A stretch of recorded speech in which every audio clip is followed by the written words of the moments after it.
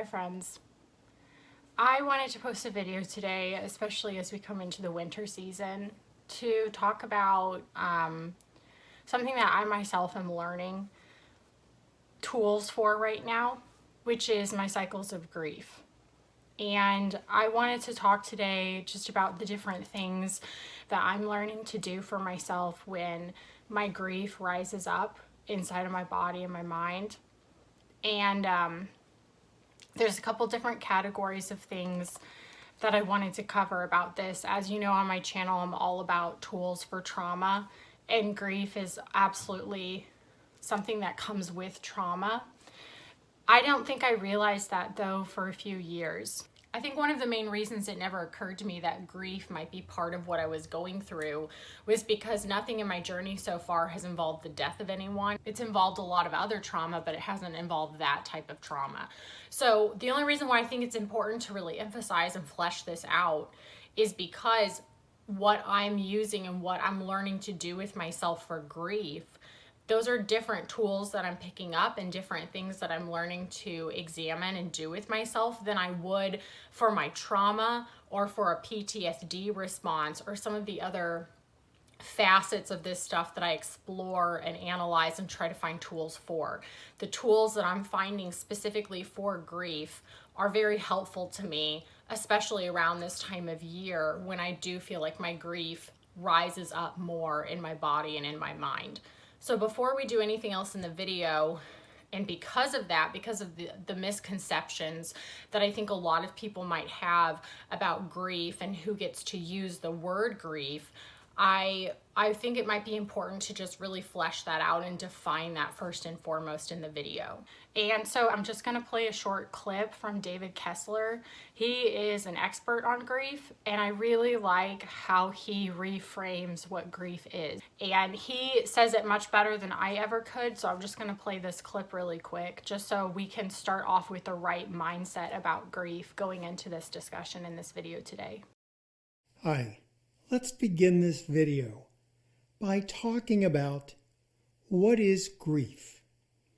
To me, grief is always the death of something. It is the death of someone we love. It is also, I think about a breakup as the death of the relationship. I think of a divorce as the death of the marriage. I think of a job loss as the death of that paycheck with those people in that place. So I think one thing that works against us is when we sometimes will think for losses other than death. Mine doesn't count because it's not a death. And your loss counts. We're going to be talking a lot about this. Your loss counts. Your trauma counts.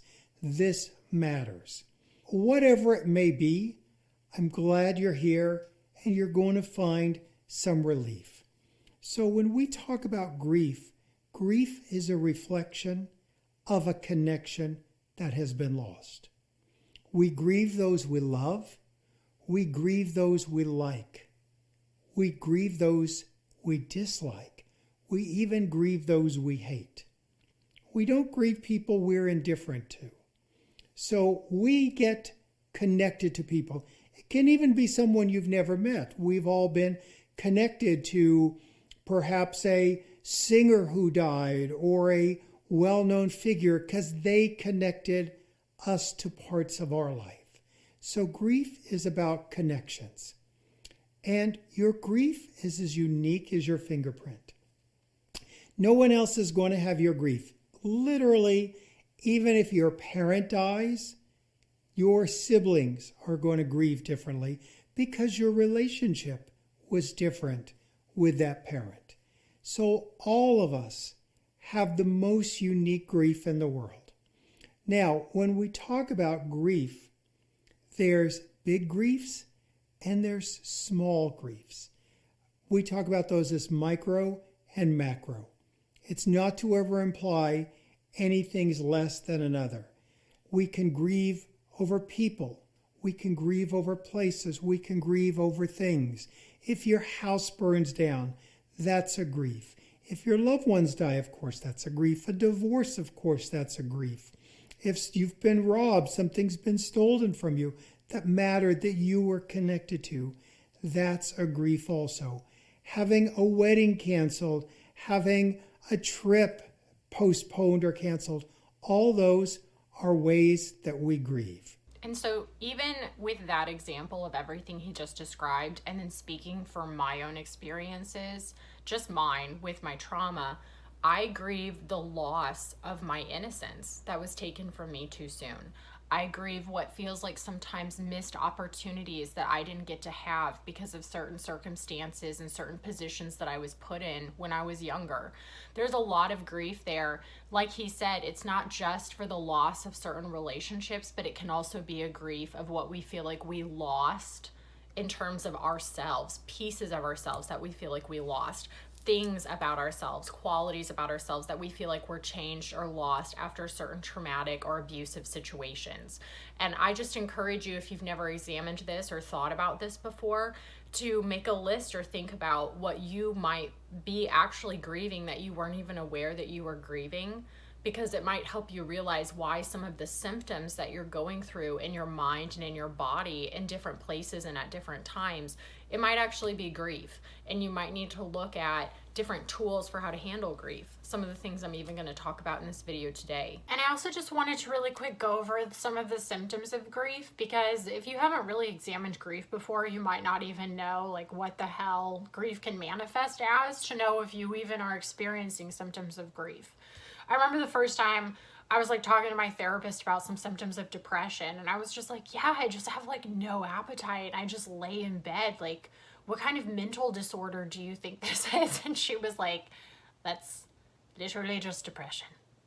And I was like mind blown, because I didn't know anything really about depression. So if you've never really studied grief, you might not know. So I just wanted to go over them really quick. Obviously, grief can involve sadness, but it also can involve anger. And when people hear anger, they're like, oh yeah, no. I had a woman who lost her son tell me like she's just never really experienced anger in her grief. But the thing was, she was irritable all the time. And I relate to that, because that's also been me. But she was irritable all the time, and tiny things would really piss her off and upset her. Did she go into a rage? No. Did she pop off on anyone? No. But she had a lot of accumulating resentments against people that she didn't even talk to them about, because they were secretly kind of offending her and irritating her all the time. And that mountain was growing. So that is a symptom of anger. It's not like it's always rage, and I mean, I've been there too, but it's not always this like huge explosion of things. I think actually the more common experience with anger in grief is that irritability and the small things really upsetting you a lot that didn't used to, or maybe not even a lot, but more than they used to. And that can really start to happen a lot more for me during winter time and the holiday season. And it almost helps me, honestly, to take it less seriously, to take myself less seriously, which I've always found to be the best practice in life, is just to remind myself, like, this is probably the grief, you know? So does that mean I'm not allowed to have emotions? No. Does it mean I'm not allowed to be offended by people or just totally discredit everything that I'm thinking? No. But it also helps me not let that pile start building up of resentments in my mind, because I don't want that to happen either. And it's just important to realize, like, this might be the grief. The other thing that can happen is actual just like physical exhaustion and fatigue, where you're like, I have no idea why I am so tired all the time. One of the most recommended things by people, doctors especially, when you're dealing with grief, is letting yourself rest. Take little naps. Don't push yourself to not sleep. If you need to sleep more, you need to sleep more. And honestly, your body's processing something. Your mind is processing something. It's amazing how much we can be processing something on a subconscious level, even if we're not necessarily consciously thinking about it. That happens a lot with me. And the physical fatigue and just the need to sleep more often, or low motivation, feeling like doing the basic tasks takes 10 times more energy, that's a very common symptom of grief. There's almost the opposite side to it though, where you almost feel like you can't sleep at all, and there's almost an insomnia that comes while you're super fatigued, and that can be terrible too. And then I think one of the other more common things that I've seen are just where you have trouble concentrating on anything. There's also sometimes a kind of apathy that comes over you where you just feel sort of disconnected from people, from life. You just feel very apathetic. That is depression. That is a symptom of depression. And that can affect you feeling like you can even concentrate on what it is that you're working on. For me, what it'll feel like is that I almost have no thoughts in my brain. There's nothing in my mind, and yet at the same time, my mind feels so busy and so full of almost nothingness that I can't focus on what's in front of me. It's very bizarre, and it sounds like a contradiction, but that's what my apathy and difficulty concentrating will feel like for me a lot of times. And then memory can become a huge thing. You can start having like memory issues. It's difficult to even remember what happened the day before. You can almost become clumsier, and your body, I think because it is your body processing something just as much as your mind, you can become clumsier, you're running into things. Your body itself almost becomes a little bit more disconnected from life just as much as your mind is. So those are some of the more common symptoms of grief. And I think that can be synonymous with symptoms of depression because grief is literally depressing. So if you want to finish watching that video, any of the videos that I referenced today, they're going to be linked down below. David Kessler really helped me understand and realize that, especially during the winter time when I'm experiencing all of these different physical symptoms with my body, that it really is grief. It's depression, yes, but I think it's even more helpful to realize if it is grief for yourself, because it gives you access to even more resources for yourself that can be more accurate and therefore more helpful. So grief is what we're going to be talking about today. And the other thing that I've really realized as I've studied grief more and examined my own grief more is how much of my relationship with grief also comes back to my relationship with my body, because my body carries so much of my grief for me. And so some of the tools that I'm going to be talking about today that I'm figuring out for myself really are how I'm learning to take care of my body when I go through a grief cycle, and how I'm really learning to listen to my body during a grief cycle, because I can't really know what it is that my body's asking for, what my body needs, if I'm not listening to it. So the listening and the relationship with my body really has to be there for me to know how to meet its needs. And that's a new skill that I really am learning. I don't think we're necessarily taught how to do that, at least in American society. I can't speak about elsewhere. But it really has been helpful for me, because the other part of trauma is also how our body carries trauma, and how our body really is a part of our relationship with processing trauma, is coming back into our body and listening to our body and examining what it is that how our body is being affected by our trauma. So the body really comes into a lot of this. And I have had a very complex relationship with my body, I think because it carries so much, and I'm afraid of what it carries. I'm afraid of the symptoms that it will show when it's going through a grief cycle or I'm being triggered. And so I've definitely had an avoidance and a disconnect to my body because of that, because I'm very intimidated by everything that can show up inside of it, and I don't know what to do with it. So I just have avoided and disconnected instead, which I think can be pretty common. But as I'm relearning, or as I'm learning new tools for myself for how to deal with my grief, listening to my body and even also speaking to my body has been a new thing that I've been learning. But before we go deeper into all of the things that I want to talk about, I actually wanted to read something for you guys that my friend sent me to encourage me. And I thought it might be a great thing to start off with, maybe to encourage you as well as we talk about grief and our cycles of grief. And whenever I listen to people speak about their grief, it almost makes my own grief rise up a little bit. And so I wanted to just start off with something really kind of encouraging and positive as we're talking about something really hard. So I'm going to read this for you really quick. It's called It's a Wonderful World. Go placidly amid the noise and the haste, and remember what peace there may be in silence. As far as possible, without surrender, be on good terms with all persons. Speak your truth quietly and clearly, and listen to others, even to the dull and the ignorant. They too have their story. Avoid loud and aggressive persons, they are vexatious to the spirit.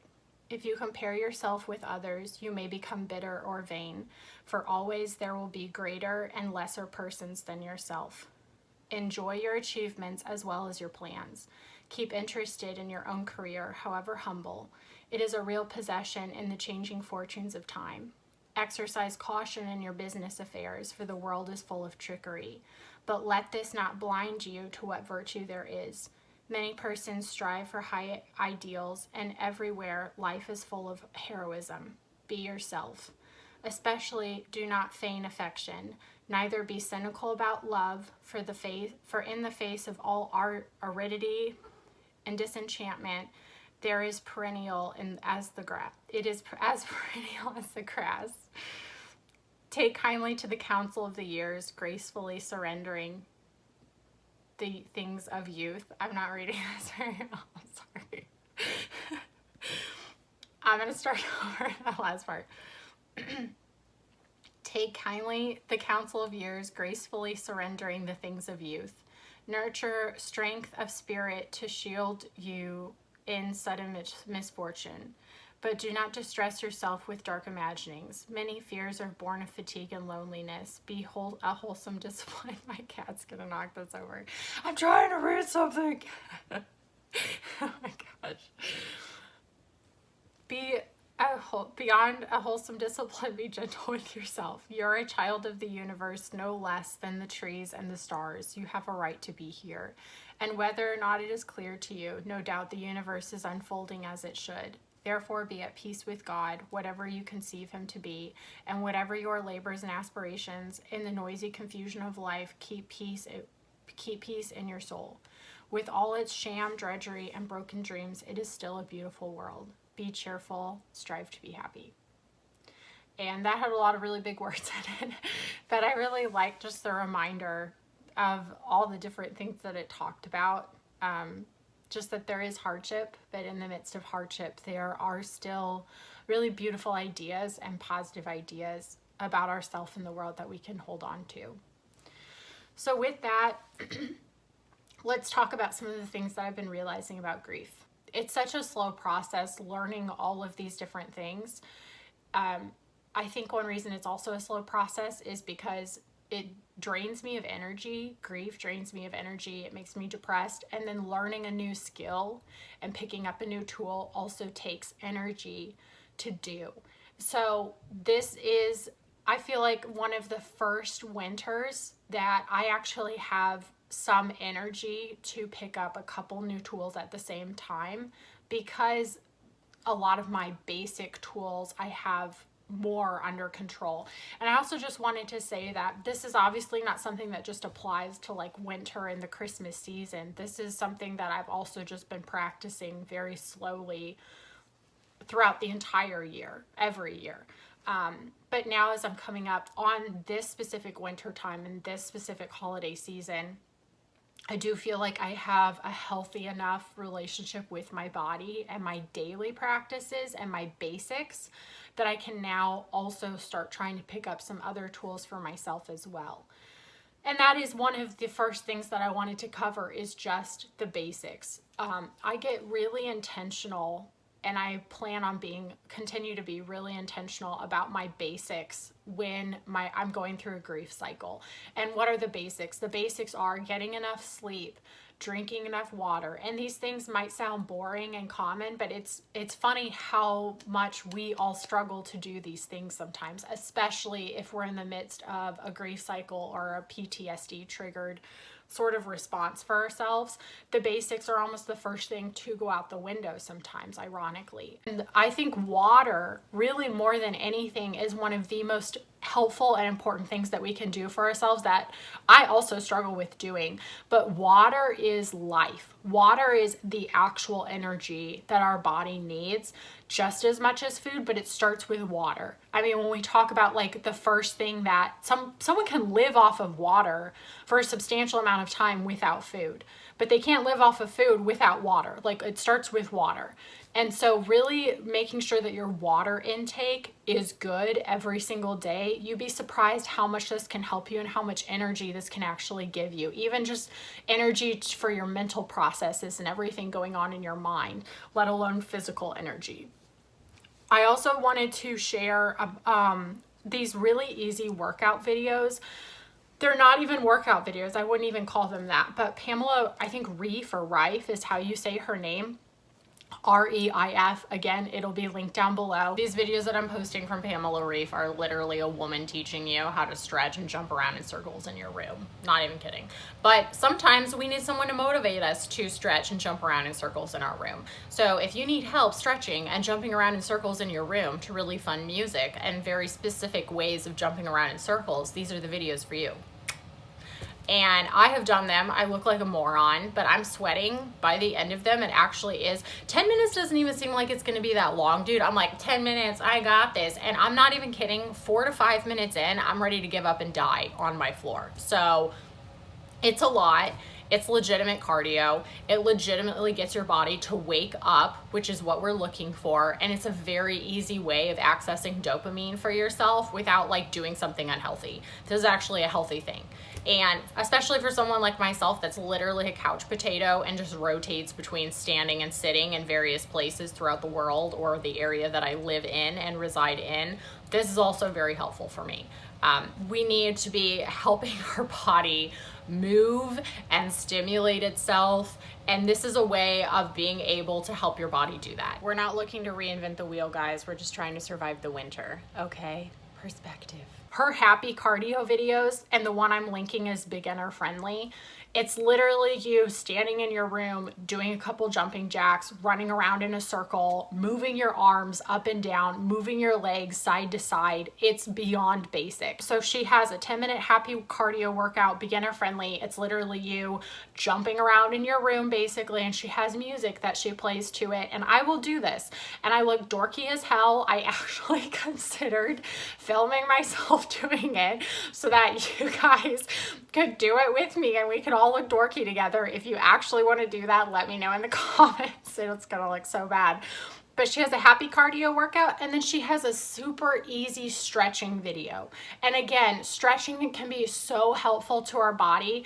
And really, the stretching video is the one where I will actually see how poor of a relationship I have with my body, because I am not flexible. The hamstring stretch that she does, again, it'll be linked down below. Like, I can see from how stiff and rigid my body is, how much I don't have a relationship with it and how much I'm not allowing it to just become more free, I guess is how I would say that. Like, I'm only walking around and sitting in chairs. I'm not actually doing anything to allow my body to, I guess, access more of its potential. And it doesn't have to be a sport. And again, this is just stretching. But that's where, when I mentioned talking to my body, one of the times that I actually talk to my body, as weird as that might sound, is during the stretching video. Because I will see how much it's actually hurting and it's actually been needing stretches. And it's needed me to be more involved with it, I guess I would say, and I haven't been. And I can see some of the neglect going on. And so sometimes during the stretching video, I'm actually crying, as weird as that might sound, because I'm really not only seeing the neglect in my body, but I'm feeling it. And there are times where, depending on what I'm stretching, there will be a little bit of grief activated. So these are really basic ways that we can get reconnected with ourselves, and you're not doing a sport, and you're not having to go outside, and you're not having to pay a bunch of money for the gym, and you're not having to fight for access to gym equipment because maybe it's busy hour. These are things that you can do at home. You can choose when you do them. They're very short. Sometimes I don't even do the whole 10 minutes. I listen to my body. I listen to its limitations. I don't push myself too hard. I just do things that might help it feel like it's still getting life breathed into it. The other thing that I'm starting to be really intentional about is not turning my bedroom into a grief room or almost a grief shrine on accident. This is not something we obviously intentionally do, but what I mean by that is I try to make sure sleep is one of the second most important things that we can be doing, water and enough sleep. And I want to make sure that when I'm in my bedroom, I feel peaceful enough that I can sleep, that it doesn't feel like a cage and it doesn't feel like where all of my depression is actually resting and existing. So if I'm trying to go to sleep and I'm actually having a moment of severe depression where I don't even feel tired and my room is feeling like a cage, I will actually get out of bed and I will go lay down on the couch instead, because I don't want it to become, I don't want that feeling to continue to exist there. And on the inverse side, if I wake up in the morning and I don't feel like getting out of bed and I don't want to get out of bed, I will let myself rest for a period of time. But after a certain point, I will take that moment of depression and I will get out of my bed and I will take it into the living room. And I try to also make sure that, yes, the rest of my, because I live in an apartment, yes, the rest of my apartment can get messy, can get cluttered, but I try to make sure and stay very intentional about at least my bedroom staying more clean, staying in such a state that, again, when I go into it to sleep and to actually rest and to feel that peacefulness for resting, that it looks and reflects somewhere safe, emotionally safe. And part of what makes me feel emotionally safe is everything around me actually being less cluttered and more clean. So I let myself enter into the fatigue enough to where I don't have to keep my entire apartment clean and perfect all the time. But at least for my bedroom, I try to stay very intentional about my bedroom and how it looks and how it feels and what I'm utilizing my bedroom for, so that it can stay an area that feels safe enough to feel peaceful, as much as it can feel peaceful when I'm trying to go to sleep, if that makes sense, or when I'm trying to rest and take a nap. Another part of taking care of myself another part of taking care of myself and my body was also addressing and confronting negative false beliefs that I had. And a lot of those rise up during either a cycle of grief or even just the winter time or a season of depression. I'll start really feeling like all of these really terrible things are true. And I can tell that it's a false belief now because it feels extreme and it feels black and white. But it took time for me to practice addressing and assessing my own thinking for me to be able to start realizing like, oh, that feels like a very black and white thought. It doesn't feel nuanced. It feels 100% all terrible and very apocalyptic in a way. So it's probably not true, because a lot of my beliefs will be like, you're all alone, you have no one. It's very social centered, or it'll be about the future. And there's a link that I'm also going to put down below that's for different worksheets that you can print out or save that help people address and sort of confront, like I really think the word confront fits for this, confront their own thinking. The link that I'm going to post is for an article from this website called Positive Psychology. They have a bunch of different worksheet links on this, but the ones that I think would be most applicable to what I'm discussing are under the section called Dealing with Negative Beliefs. And it looks like there's 3 different worksheets that you can do. Earlier in my life, when I was in group therapy for some of my depression, they had worksheets like this where you literally write out the beliefs that you're thinking in that moment. And sometimes even just writing it out, you can see how irrational it is. But even if that, at that point, it's not helpful enough, really forcing yourself to think of like the good things that your brain's not considering, or the alternative solutions that you think aren't there for the problems you're dealing with, is really important. Because that, the belief that you're all alone and there is no hope and all of these, again, apocalyptic, 100% terrible beliefs that lack nuance, those can really cripple you and set you back, and they can compound all of the other issues that you're dealing with. I mean, you could be drinking all the water in the world, sleeping enough, doing all the other things that we've talked about so far. But if you believe that you're completely alone and there's no hope in the world, there's not enough water that's going to fix that. So these worksheets can be very helpful. And I do think it's important to write out the things in our head or speak out the things that we're thinking. You would be surprised how just getting it out of your head, how many times I've done that, and then when I can hear it or read it, I'm like, wow, that's actually a really terrible thought. And it sounds normal and it doesn't sound that bad inside, but outside of me, I can really see how terrible that is. And the last thing I wanted to talk about before talking about the grief ceremonies that I'm going to be trying for myself is this idea of our relationship with ourselves. This is not just with our body, but with ourselves. There are two videos that I'm going to post down below that I really encourage that you watch. The first is by Chase Hughes. If you're not familiar with Chase Hughes, he actually worked in the US military, and most of the interviews and things that he posts to his channel are actually about recognizing persuasion and mental manipulation going on around you. But he takes it from what he learned through the military. That's his expertise. And so he applies that knowledge to what he's observing going on in the world around us. And this video that I'm going to be linking down below is called Why Things Feel Off Lately. And it's a really strong call to arms to re-examine your relationship with social media and your phone. And we know this. We know that our relationship with social media and our phone is addictive. We know that we spend too many hours scrolling. We know all of these things. It feels very obvious because we hear it so often that we're almost desensitized to the problem at this point. And honestly, when we're involved in addiction, we don't really care about the problem because that's the number one key component of addiction is the apathy to the problem that you're addicted to. But this video really inspired me to delete all of my personal social media because I was spending so much time scrolling. And since then, I have been more intentional, which is where the second video comes in, into being creative with myself. Creative with myself beyond this YouTube channel, creative with myself beyond the workbook that I'm working on for you guys, which by the way is coming along, and it's been a really fun process. And getting rid of my social media gave me more energy and more time, literally time, to be able to explore different options for the workbook and just feel more involved in the process in like a happy and excited way.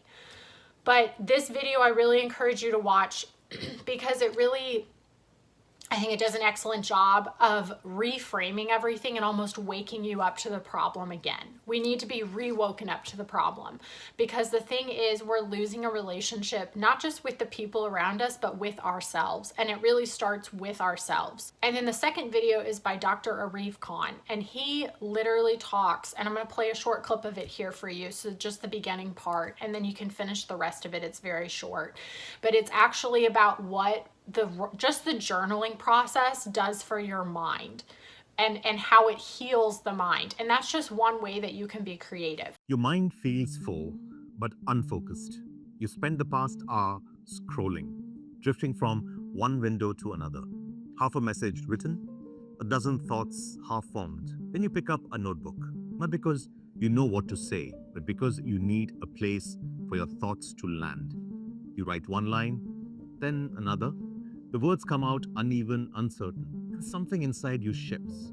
In brain scans, something remarkable happens when people write about their feelings. For me personally, I believe that creativity is one of the basics that we need to get back to. That's just my personal opinion. Just like water and sleep, the human being was designed to create. I don't know what it is that you will find fulfilling to create. It might not be art, it might not be writing, it might not be drawing. It might be being creative with vehicles and working on cars. It might be being creative in terms of carving and working with wood. I don't know what it is, but we were all designed and built, in my opinion, to create things for ourselves, not for an audience, not for money, but for ourselves. And that's where everything has gotten twisted and flip-flopped nowadays, because we not only are not creating for ourselves, we're simply scrolling and watching videos of other people creating and being creative. We're just being the observer now instead of actually being the active creator. Not just that, but the creative process has been monetized. And again, we've heard this, we know this, but we should really think about this, because because we almost have an audience in our head at this point. From the people that I talk to and the friends around me that I listen to who vent, and even myself, it's like we feel like we can't even get started in creating or building or doing anything, because if it's not worthy of being turned into a business or turned into some sort of social media video that we can document, then it's not worth doing, and it's not true. And that's what the second video from Dr. Arif Khan talks about, just even from the aspect of journaling. This is also why I have the relationship with my YouTube channel that I have. I don't look for the algorithm, and I don't post all the time the way that it wants me to. I post when I have an idea that I think you guys might find legitimately helpful. But I know for a fact that I am not pushing my channel and pushing subscribers and pushing likes in the way that I should to get it to the best and the biggest that it could be. But I don't care about that. I literally like creating videos, and I like sharing the ideas that I have because I like connecting with people who are like-minded to me. But my channel is very small for a reason. It's not as small as it could be, but it's pretty small. And if it happens to grow, it's not really by any of my doing, because I'm not out there doing the things that I should be doing to make it grow. You know, I post when I want to post. I don't post when I don't want to post. I go with the rhythms of myself, and I go with the creative rhythms inside my head. And that's what makes me post. It's when I get joy out of it, and when it feels like a process that's fun and is invigorating and fully me sharing what it is that I want to share in that moment, that feels really authentic and real and truly inspired by some stuff that I'm realizing, which is why this YouTube channel is called Ehren's Journal. But trust you me, there's so many other creative things that I'm doing outside of YouTube. And that's for a reason as well. There are things that I'm doing for myself. This is actually a background thing that I do. It's very much in the background of my life, and that's where it needs to stay, in my opinion. And that's how I want it to be. But for me, when I have fully deleted my social media, and when I have been very intentional, which the first video from Chase Hughes talks about, the process of re-strengthening this part of your brain. It doesn't happen overnight. It's not necessarily easy, but when you don't give yourself another option for how to disconnect and distract, and when you force yourself to sit there, it will come back to you. The things that you used to enjoy, this is his call to arms to us, is to try to remember the things that we used to enjoy doing before social media and cell phones in our hands really took over. And if you're a younger person, you might not have a lot of memories, but you might have to go back farther to when you were like a child. But that's what I've had to do. I've really had to remember, what did I enjoy doing at 10, 11, 12, 13, 14? What did I enjoy doing before I started scrolling all the times? And getting back to those things. And I am so grateful that I've been intentional about that, because again, as I'm getting into the winter season and as I'm getting into the season for holidays and my grief cycles really rising up, I have these tools available to myself now. I know what creative things I want to do for myself, not for anyone else. It's not to brag about online. It's not to post anywhere online. I might show it to my friends, but honestly, most of them don't care, and it's not their job to care. It's not their job to be fully emotionally invested in every weird little dinky creative thing that I'm doing. It's for me. And there is still such a magic to that. And I really encourage you guys, especially if winter is a hard time for you, especially if this is when you go through a deeper grief cycle for yourself because of whatever relationships or connections you've lost, I really encourage you to put the phone down, delete or deactivate your social media, and try to reconnect to these younger parts of yourself where you had things that you enjoyed doing, and maybe you've gotten away from those and you should try getting back. And you would be amazed how much energy it brings inside of you and what a feeling of accomplishment it creates. Even without anyone else telling you that it's good, even without anyone else caring, it creates such a deep sense of accomplishment because you did something. And it's amazing. And I continue to be amazed at how much it feels like it is healing things inside of me for myself. And so the last thing I wanted to talk about in this video, but the thing I'm actually most excited about, weirdly enough, are the grief ceremonies that I'm going to be trying this year. I actually went to a grief group. It was more like a grief class, not necessarily a support group. But it really was very eye-opening, especially about, for me, my relationship with the holiday season. It's been something that I've just kind of, again, avoided disconnected from. I haven't known what to do with it, because for me, the holiday season just feels like a reminder of connections that have been lost and just loss in general. And it hasn't really felt like anything to celebrate. So I haven't known what to do with it. And I also have felt, anger and regret and a lot of just like negative emotions in general. So obviously then it also feels like, what is there even to celebrate? I'm not going to buy a tree. I'm not going to do all the generic crap. You know what I mean? Like, I don't care. I literally don't care. So one thing that occurred to me as an alternative possibility when I was doing this grief class, was that grief ceremonies are a different way that I can create rituals for myself, my own holiday rituals and habits for myself that don't even necessarily have to be about celebration and lights and buying things and decorating my apartment, which again, I don't even have the energy for. And it's a different way of like connecting to and acknowledging what's going on, and a sort of solution for it that provides relief more than a celebration would provide relief. This feels like a way of actually providing relief to myself. And weirdly enough, I wouldn't say happiness or joy, but a sense of peace. So there's two different grief ceremonies that I'm going to be trying this holiday season and this wintertime season. And again, these aren't things that are only applicable to wintertime or the holiday season. These are tools that I could use moving forward throughout the year as always. But this is really what inspired me to try it in the first place. Both of them came from just like a generic search of grief rituals or grief ceremonies. But I think these are going to be the two that I try this year. And I'm really interested to know if you guys have any grief ceremonies or things that you've tried for yourself to process your grief in a more external way. So the first grief ceremony that I'm going to be trying involves, I bought a grief jar for myself, a ceramic jar. I was torn between buying basically like an incense holder and just doing it that way, but I have animals. I tend to be a little clumsy, and I just want to make sure that it is the fire that will be being used is managed in a responsible way. So I bought a jar. And what I think I'm going to try doing is throughout the next month, throughout the month of December, because we're still in November, I want to try writing down things that I wish I could let go of, whether it's resentments or things that hurt me or memories that hurt me or whatever it is, whatever the grief is that I wish that I could release. I'm going to each day write down one or two things on a piece of paper and put those pieces of paper in my grief jar.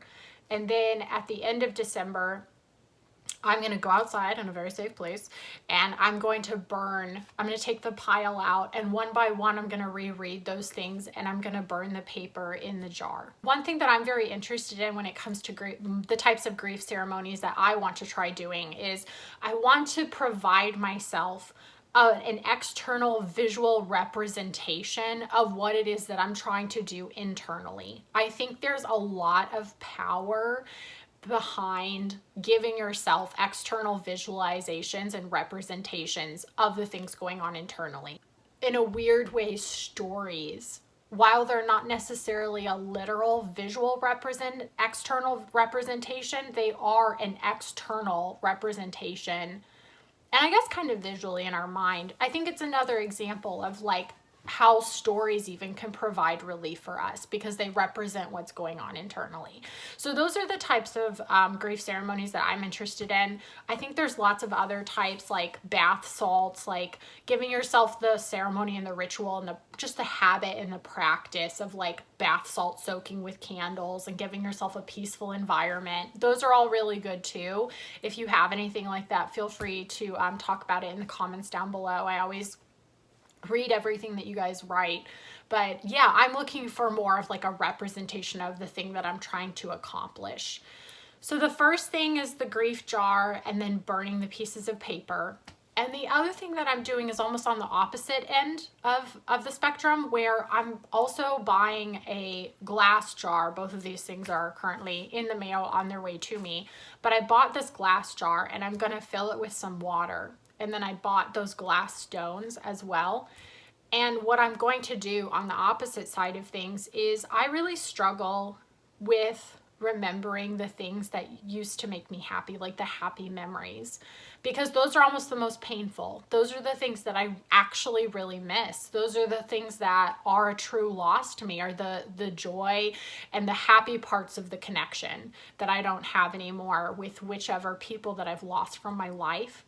But I don't want to just put those things in a box and not think about them anymore, because what I've noticed with myself is when I do this with the grief and the connections that are lost, my brain also does this sometimes with connections that I still have. It just starts to put everything in a box. And I'm not very good at allowing myself to even remember the past, whatever the past is. I just kind of compartmentalize everything and just move on.